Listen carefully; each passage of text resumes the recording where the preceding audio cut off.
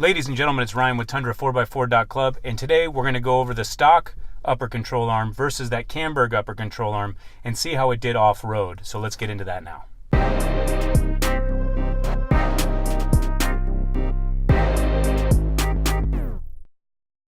If this is your first time here, I would like to say welcome. I would thank all of you for taking the time out of your day to watch this video. If you haven't already, hit subscribe down below and hit that bell icon. Why hit that bell icon?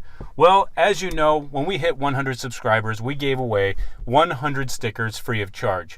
I have decided today that once this channel hits 1,000 subscribers, I will be going live and giving away one of those Temco light bars. If you're unfamiliar with the Temco light bar, I did a video on it. It's installed on this truck on the MFAB bumper. So 1,000 subscribers, we will be doing a live giveaway for one of those 38-inch Temco light bars. So make sure you subscribe below. All right, so over the past weekend, we were able to go out and test out the new upper control arms. Let's first take a look at this video here. This is going to be the stock upper control arm. And the road itself is moderate. It's nothing crazy. It's basically just to see the articulation of that control arm.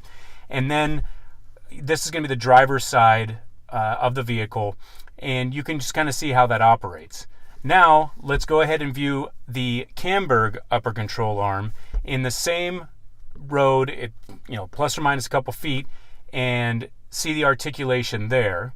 And once again, this is just a moderate road. There's nothing too crazy going on here. It's more to show you just what's going on with that control arm during an off-road setting. So now we can take the two and let's put a side-by-side comparison of these upper control arms in action.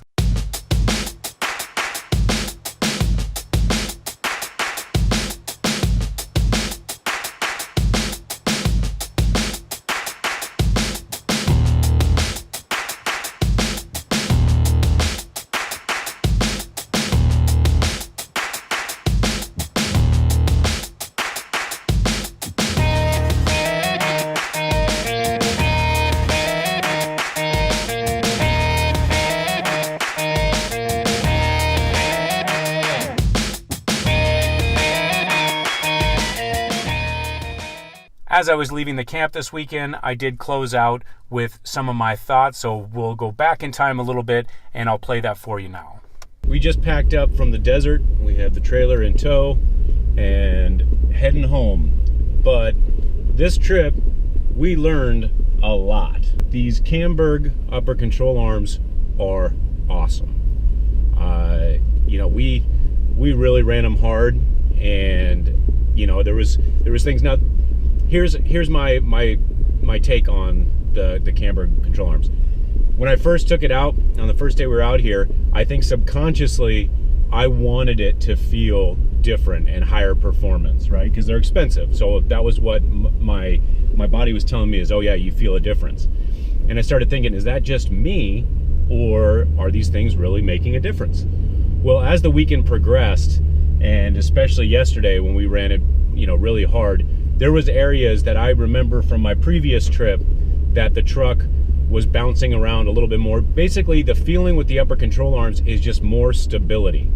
I feel like I feel all the rivets in the road, in the dirt off-road. Like I just feel a little bit more in control of the vehicle. So I'm going to point to the upper control arms for that reason. And I noticed a big difference, especially yesterday, and I'm glad that I got over this sensation that it was just me wanting it to feel like it was a difference. So that's pretty much going to be it for this trip. Some videos are going to be posted up here soon I'm going to do just a straight off-roading video, kind of show you what we did out here.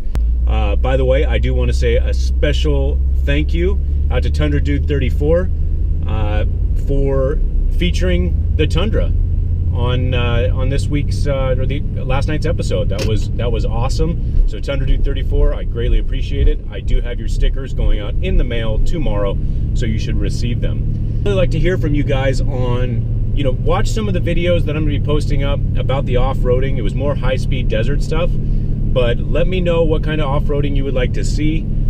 Please let me know of any questions you have on any of the upgrades. I make these videos because I want to help out others either by my good experiences or my bad experiences. So I'm always going to be available to answer questions to the best of my ability and the best of my knowledge. Now, the caveat being that these are the things that I'm saying and providing. They're my opinion on what works best for me. It might not work best for you, but at least I can hopefully point you in the right direction. As always, I thank you for watching these videos, for subscribing to this channel, and go ahead and leave some comments down below on what you think I should do as far as upgrades. I do know that a new upgrade is coming. I don't want to spoil it, but a new upgrade is coming that I am super excited about. It's more about suspension, and I can't wait till it gets here and gets on this truck so I can show it to you. Well, that's going to do it for today's video. Until next time, we will catch you all on the back roads.